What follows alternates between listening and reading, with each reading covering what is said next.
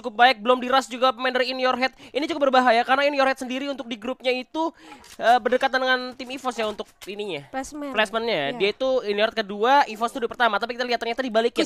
Kucai tinggal sendirian. Ternyata pressure yang diberikan oleh Sam 13 dari kejauhan bener-bener kebantu banget. Udah ada In Your Head di arah graveyard, nggak pengen nyanyi In Your Head gitu. Enggak ya. Biasa nyanyi loh. Biasa nyanyi ya. Yoi. Dan sepertinya dari Bermuda kali ini lebih condong ke center of the map di mana daerah piknya udah rame nih. Ada RRQ yang sudah baku hantam aja dengan DG di mana Kanari ternyata sudah dipulangkan, begitu juga dengan Jafra. Bener, dan DG kali ini dari seorang Abax dengan Tamsana coba untuk langsung di spray down ke depan, berhasil mendapatkan satu pemain langsung aja dari RRQ Herman Legalot ya, yang dimana dia terculik sendirian terlalu jauh dari kawan-kawan yang lainnya. Masih menunggu bala bantuan, masih ada Chanzu dan juga Pac-Man yang coba untuk follow up ke arah seorang Herman, tapi kita Azriel bakal tembak dan Herman langsung di end oleh Abax tentunya. Wah, ini pertarungan yang sangat sengit banget di early game ya. Bahkan kita sudah disajikan dengan early fight yang sangat panas. Mengingat Pac-Man yang gak bisa langsung aja di end kah, mengingat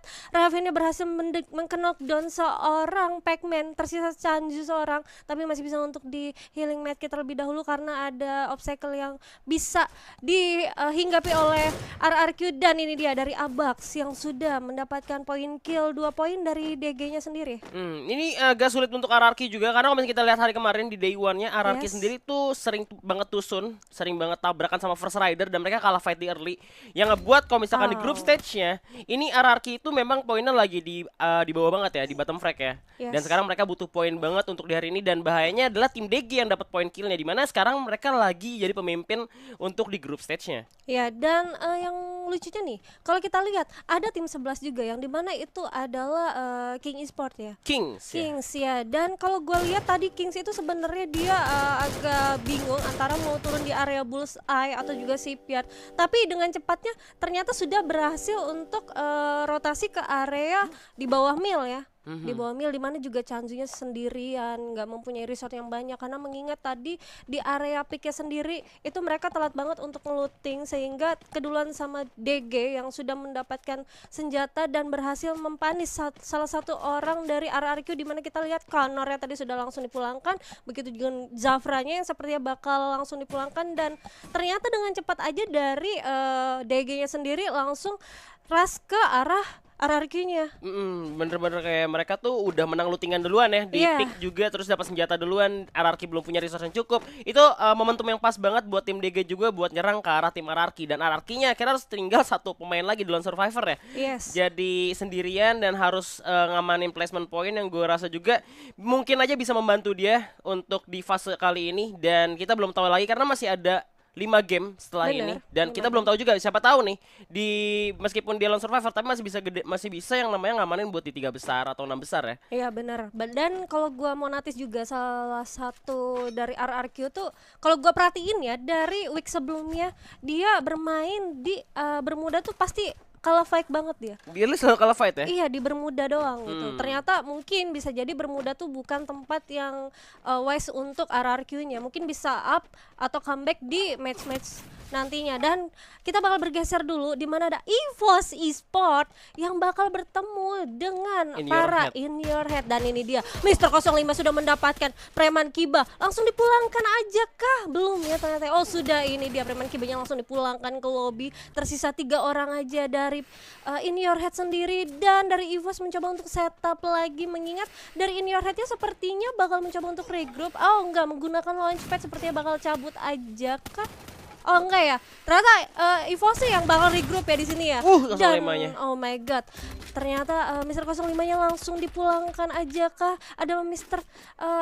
Oke. Ternyata dari Sam 13 ini dari jauh mencoba untuk nyicil damage dari arah bukit menggunakan VSS, dan ini sakit banget sih Lian. Bener, masih di follow up aja firing dari Kenzo juga bakal maju ke depan untuk menyelamatkan 2 temannya yang udah terkena, dan masih ada duluan cukup baik, belum diras juga pemain dari In Your Head. Ini cukup berbahaya karena In Your Head sendiri untuk di grupnya itu berdekatan dengan dengan tim EVOS ya untuk ininya. Iya. Placementnya dia itu Inherit kedua, EVOS tuh di pertama. Tapi kita lihat ternyata dibalikin. Kucai tinggal sendirian. Ternyata pressure yang diberikan oleh Sam 13 dari kejauhan bener-bener kebantu banget 05 dan juga Abu yang udah knockdown di depan. Ya, padahal chance tadi untuk In Your Head untuk memenangkan fight-nya itu lebih besar daripada EVOS Esports-nya. Mengingat EVOS Esports-nya tadi hanya ada Mr. 05 sendirian.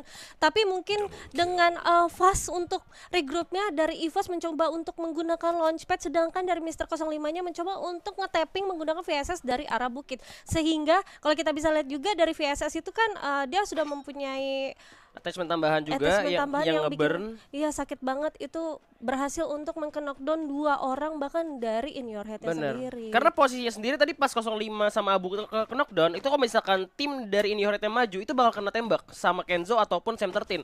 Dan posisinya emang udah gak enak banget, kecuali tadi In Your Head megang glue wall. Kalau misalkan mereka ada glue wall tutup jalannya itu nge-end 2 orang tersebut, abis itu pasti Sam 13 sama Kenzo-nya harus cabut. Mau gak mau kalau misalkan dia di jalan di open field tinggal dibalikin lagi sama In Your Head. Tapi gua rasa In Your Head emang gak punya glue wall sih. Iya sih, dan mungkin juga masih minim resource, tapi nggak juga sih harusnya, karena dia tadi turunnya kalau nggak salah di area bullseye gitu yang menurut gua untuk lootingan segala lootingan itu cukup kaya sih seharusnya. Tapi kita bisa lihat juga tadi ada support dari Kenzo-nya mencoba untuk nutup blue wall dan langsung di revive aja dari 2 orang EVOS-nya sendiri.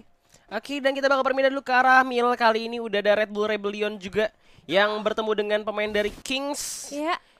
Dan masih coba untuk ditahan dulu, di mana Momota masih coba untuk turun ke bawah dan memanfaatkan obstacle yang ada. Ini cukup berbahaya juga, mereka bakal manfaatkan lower groundnya, coba untuk lari dari peperangan. Karena di atas itu udah ada tim DG juga nampaknya. Oh enggak, itu di tempat sisi lain. Ini masih ada Kings dan juga RBR, coba untuk dihajar satu persatu main dari Kings yang nggak mau ngelawan. Dan ternyata Calvin berhasil dijatuhkan oleh satu pemain nomor 9 harusnya tuh. Iya, itu nomor 9 tadi RRQ di mana tadi lone survivor di bawah, dan tadi RBR-nya tadi berhasil di-knockdown salah satu dari kita bergeser sedikit lagi ya, di mana Capital Esports-nya yang tersisa Insky-nya bakal mencoba untuk nge-ending, dan itu dia mencoba untuk nge-revive dulu. Sepertinya dia tahu bahwa ada Raven juga di sebelah kiri yang mencoba untuk vision lagi, tapi aku juga bingung sih dari Raven-nya di sini. Azriel pulang. Azrielnya. Ternyata Raven-nya dia tahu udah nggak bisa nge-revive teman-temannya, dia mencoba untuk holding position aja, sedangkan dari Capitalnya yang tadinya tersisa orang Insky mencoba untuk nge-revive seorang Irul-nya. Dan akhirnya sekarang menang personil juga dari Capital, bakal mencari Raven yang tinggal sendirian juga. Tapi ini bisa dimenangin sama Raven, shotgunnya udah dikeluarkan, 1887, udah ada glue lagi dipasang oleh seorang Insky. Coba untuk diras dan dikomit, Irul bukan motong jalan, malah muter lagi. Tapi kita lihat sini ada Raven, coba untuk predict shot aja, masih coba untuk digocek terlebih dahulu pemain dari Capital. Balikin tembak, belum kita knock dan ada glue yang cukup baik, tapi udah dibalas dan DG Esports pun harus tumbang di posisi ke-10. Iya, mengingat tadi tersisa DG seorang yang tersisa lone survivor tadi juga, kalau kita bisa lihat untuk segi face dan resource juga cukup kurang, dan kita bakal lihat di area mil ternyata sudah ada yang panas. King Esports-nya bakal langsung berhadapan dengan RBR, dan ini dia dari Frus yang seorang diri mencoba untuk menjadi save the DK. Mengingat Frus di sini sudah memegang double barrelnya, dan ya Japsut, dan itu dia RBR dipulangkan begitu aja. Oh my god, kepancing ya kalau misalnya kita lihat dari posisinya. Kings itu ada di tempat mereka tadi lagi cabut dari perang. Abis itu RBR-nya yang ngejar Kings, dan Kingsnya ternyata belum jauh dari sana. Mereka masih setup untuk manfaatin patahan yang belokan, kan gak kelihatan kan. Setelah itu langsung di counter attack sama pemain dari Kings. Kalau misalkan gue lihat, karena memang beberapa dari pemain RBR udah dijatuhin, itu mereka jadi menang personil meskipun mereka cuma 3 orang doang. Benar, dan kalau gue perhatiin juga tadi dari seorang Dio apa Momota tadi yang tersisa sendirian ya dari King Esports itu bermain dengan cukup cukup pasti juga. Dia mencoba untuk bersabar lagi, dia tahu tersisa 1 orang atau 2 orang tadi ya dari tim RBR-nya, dan berhasil langsung di wipe out satu persatu menggunakan double barrel. Ini dia Harta Tata AK2.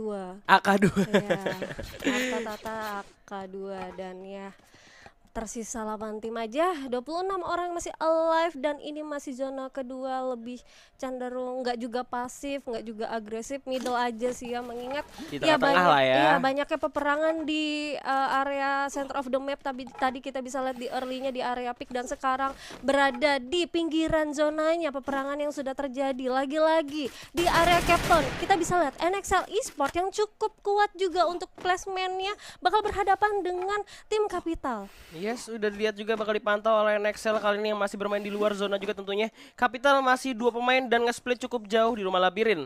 Ternyata di mana Chanzu juga masih menjadi the lone survivor yang belum tumbang kali ini. Tapi kita lihat Irul dengan shotgun-nya coba untuk menjatuhkan lawan. Coba di jump shot itu nggak bisa. Ternyata ada 10-14 dari seorang Matt yang langsung menjatuhkan Irul.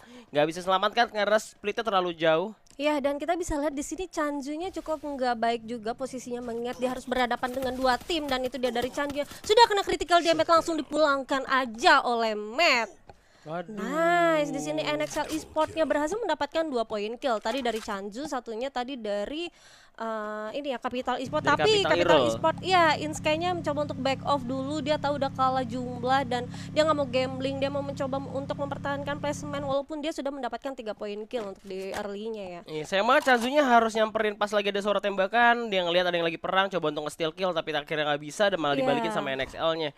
Tapi gua rasa memang dia udah nggak bisa nahan buat zona juga. Pasti medkitnya juga terbatas. Dari tadi setiap dia lagi pengen rotasi, pengen looting, itu selalu ada perang. Iya. Di pinggir-pinggir map selalu ada perang dan dia udah gak ada kesempatan lagi buat ngeluting gitu. Ya, dan lagian juga Bermuda lebih condong itu banyak tim-tim yang holding positionnya itu di area pinggiran zona gitu. Itu. Jadi menurut gua chance untuk Chanzu untuk resource itu cukup kurang ya. Dan ya sepertinya ada peperangan lagi di mana IOG di sini sudah mencoba untuk vision ke arah bukit. Dan ternyata ada EVOS Esports di sana. Ada Mr. 05 yang sudah mengamankan komponnya dan ada 3 orang dari EVOS Esports yang mencoba untuk holding position di area bukit atas. Iya, dan sekarang First Rider bermain dengan cukup pasif ya dibanding sebelumnya yang sering banget early fight. Agresif ya, tapi sekarang kita lihat mereka itu lebih cenderung ngejaga di compoundnya dan juga nge-summon airdrops di zona kedua masuk zona 3 nih. Ya, dan kalau gua lihat juga dari First Rider-nya sendiri dari awal dia turun sampai sekarang itu belum belum rotasi. Iya, belum rotasi, belum moving rotasi. kemana-mana, masih kemana-mana. di Bima Sakti. Nah itu dia, gue first impression gue nge-case sama Lihan agak gugup sih. Gugup sih, biasa aja, santuy. Itu emang kita pertama kali nge-case sama. Iya, pertama kali nge-case bareng ya. Pertama kali yang namanya pairing bareng. Jadi thank you untuk Upoint Esports ya. Thank you Upoint Esports. Thank you Upoint Esports. Kalau nggak gitu gue nggak nge-case bareng, panutan. Waduh, panutan, gak gitu juga lah. Oke. Panutan gue tuh Epong.